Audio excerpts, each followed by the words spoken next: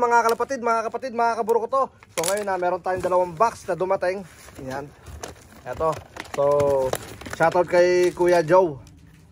Taga ano to? Taga California. Alright. Unahin na natin to. Kasunod natin tong kay Kuya Cesar. Yan. From ano siya? Florida. Jacksonville. You know. Napakalupit. Umabot tayo ng Jacksonville. Malapit ka na siguro kaya no. Tag dito kala Noy Pilop. Kung kilala mo sila Noy Pilop. Yan, tara, let's go. Open na natin to. Yun, shoutout kay Kuya Erwin Magpantay, kay Kuya Erwin Love, tsaka kay dalawa kay Kuya Erwin, dalawang bone. Yun. Okay, so tara, let's go. At slipin na natin to. Yun.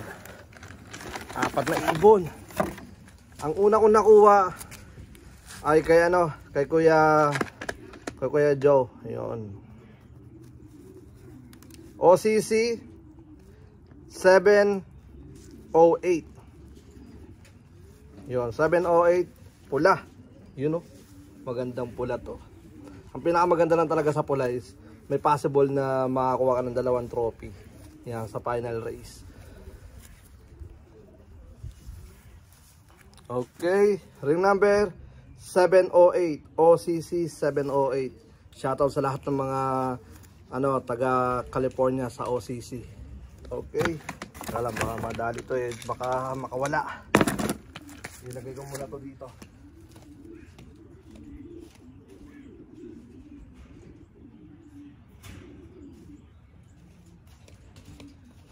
Okay. Ito naman. Pula ulit. OCC ulit. 706. Ito ay possible na hen. You know.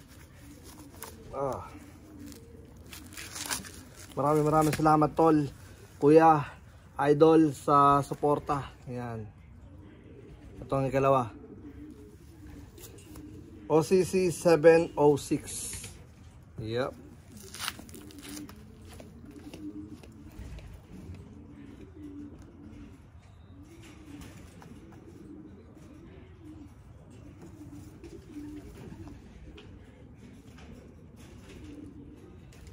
Okay. Dapat pala doon tayo nag-unboxing sa likod. Medyo madilim doon. Okay, ito naman ay kay Kuya Erwin. Yan. Ring number number 24. Bond 24. Yan.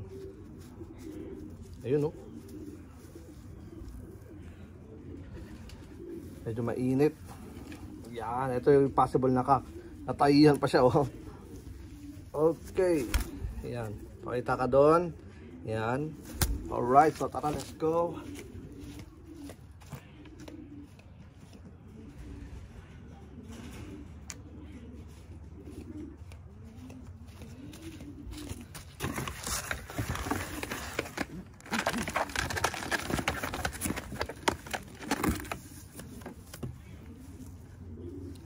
Ito naman ay number 25. Bon.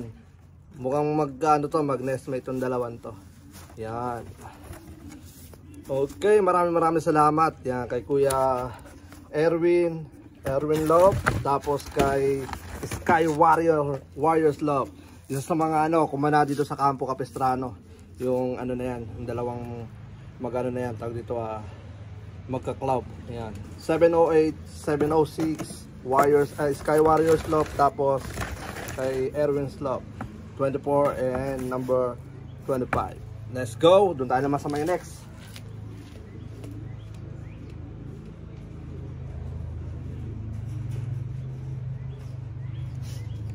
Okay, unboxing lang tayo. Grabing init, kaya sa mga kaburukoto natin dyan, habang hindi pa malala yung init dito sa Florida, padala na kayo para safety ang mga ibon. Make sure nila na hindi sila masyadong marami sa box. Yan. Ito, 3 naman kay Kuya kay Kuya Cesar. Yan, Cesar Lee Saka. Yan, maraming salamat kapatid. Ayun, oh. Ganda ng box niya, ngayon lang nakatanggap ng ganyang box. Yan, ito naman ring number Jeds 39756 red. Yan, oh. Gando.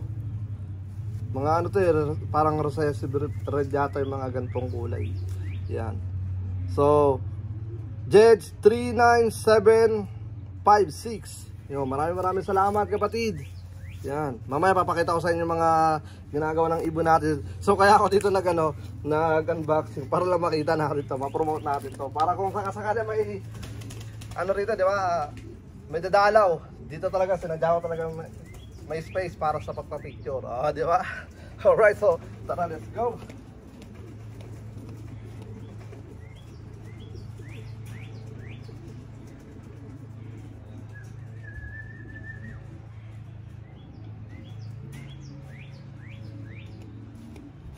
Okay, next time doon na tayo. Kaya naman ako rito nag-unboxing para lang makita nyo to.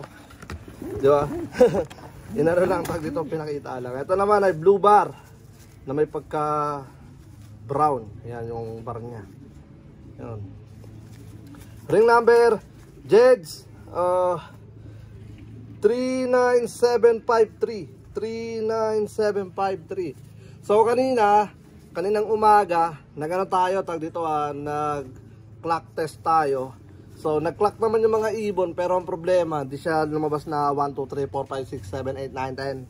Ang nangyari isa lumabas lang mga ibon. So tinanggal ko ulit. Tapos nung chinek ko, nakita ko yung problema.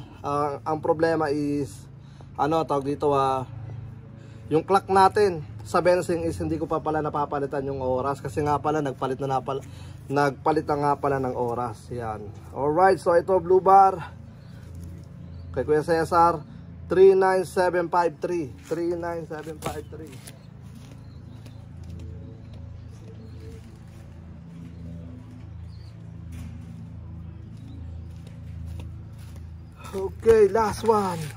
Ito ay opal. Yan, isa kasama rin sa mga red natin. Red race natin. Okay, 39751 Jeds. Maraming salamat sa solid na suporta. Yan. Sana sa final kita-kita tayo rito.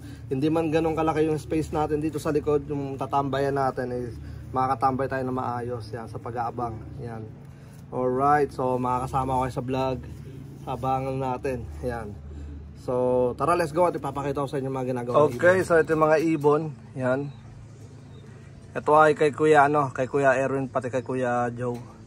Tapos ito naman ay kay Kuya Cesar. Yan. Yan. Yan muna sila. Bigyan natin pagkain. Relax natin. Tapos mamaya picturean natin sila. So, ito yung mga ginagawa ng ibon ngayon. Yan. So, medyo malinis na yung area natin dito. Natanggal ko na yung mga tag dito yung mga sanga-sanga. So may bahagya pa tayo rito. Yan, may bahagya pa tayo dyan. Unti na lang yan, unti linis na lang yan. Tapos ito yung mga ibon. Yan. So ginagawa ng mga yan.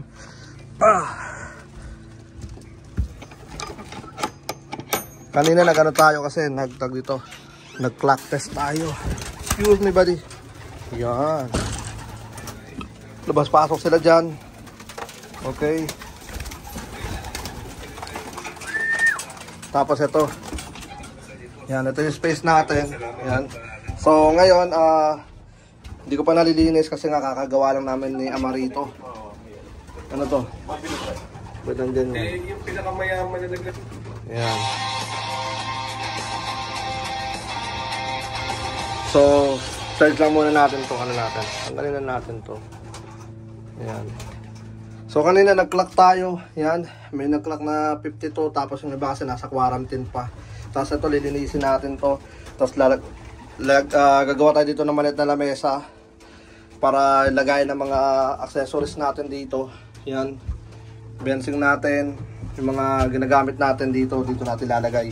So sinadya ko yan para dito para hindi magalaw ng mga ibon yung mga natin dito, yung ating mga accessories. Alright, so nandiyan yung mga ibon. Yan. Yan sila. Yan. Maluwag pa. Wala pa rito sa kabilang, wala pang sa kabilang side. Tapos, tinititigan ko sila kung ano man yung maging problema. Yan. May nakita akong nagdumi ng basa doon. Hanapin ko siya mamaya. So, may make sure natin na all goods in the wood. Lahat ng mga ibon. Kailangan buo yung drop nila. Yan. Isa yun sa mga pinakamahalagang importante. Kailangan buo yung drop nila. Tapos, nilalagay ko, binabalik ko doon sa quarantine, tinitignan ko siya kung may something bang mali bago ko sila ibalik ulit doon. So may binalik na ako ritong 4. Yan, may binalik ako ritong 4. Yan, nandito sila yung mga ibon. Ito, may binalik ako ritong 4. Yan, yung 4 na yan. So eto, kakabalik ko lang kahapon. Tapos itong dalawa, medyo okay na sila. Yung isa medyo pinagmamasdan ko pa rin. So, may make sure natin lahat na all goods. Yan. Bago ko sila ibalik doon. So, kasi alam niyo ng mga YBs, alam niyo na may mga YBs, medyo ano pa yan. Tag dito immune system nila, nag-a-adapt pa sila. So, may make sure ko lahat na okay lahat bago natin sila. Tag dito ibalik dito. Pero at the same time, tumatambay ako dyan, minamasdan ko lahat. So, syempre sa dami ba naman yan, nasa ano na tayo nasa 80 tapos plus 82 tapos plus plus na 7 dumating, nasa 90 na, 89. So, ano na, tag dito kasi sa poster natin, ang tanggapan natin nakalagay doon March 16. So, yung iba is magsesend pa lang. Kasi yung iba rito, mga active sa YouTube channel natin, sa Facebook page natin, kaya maaga sila nakapag-send. So sila yung mga una natin i-let go, pakakawalan. Pero syempre ito muna, make sure ko lang na all goods yung area. Tapos kapag napalipad na natin sila at least mga 1 week na all goods, tsaka natin susunod yung mga yon. Para lang may make sure natin na hindi mabigla yung mga ibon. Kasi nga alam nyo naman, kapag may hawk, alam nyo naman yung area ng Florida masyadong madami. Pero gawin ko lahat yung itong taon na to, gawin ko lahat ng best natin. Yan, para mas maganda yung maging resulta natin. So, yun na nga mga kaburo ko to. Bali, maraming salamat sa lahat ng mga patuloy na sumusuporta. Hanggang sa muli, ako nga po pala ulit si Brown G. At welcome sa akin channel. Peace out, let's go!